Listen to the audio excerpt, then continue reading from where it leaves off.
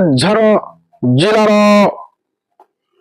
Banspal block ଅନ୍ତର୍ଗତ ଖଣ୍ଡାଧାର ଏ ମନ୍ଦିର ସମ୍ମୁଖରେ ସତ୍ୟ ଉପରେ ଏକ ଆଲୋଚନା ଚକ୍ର ଚାଲିଅଛି। ଈଶ୍ୱରଙ୍କୁ କିଏ କେବେ ଗଢ଼ି ପାରିବେ ନାହିଁ, ନିର୍ମାଣ କରିପାରିବେ ନାହିଁ, କାରଣ ସେ ଜଗତର କର୍ତ୍ତା ଅଟନ୍ତି। ତୋତେ ଯେ ଗଢ଼ିଛି ମୋତେ ସେ ଗଢ଼ିଛି,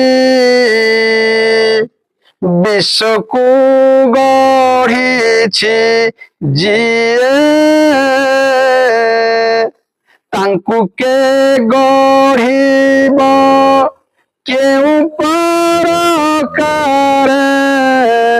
ଏପରି ମାନବ କିଏ।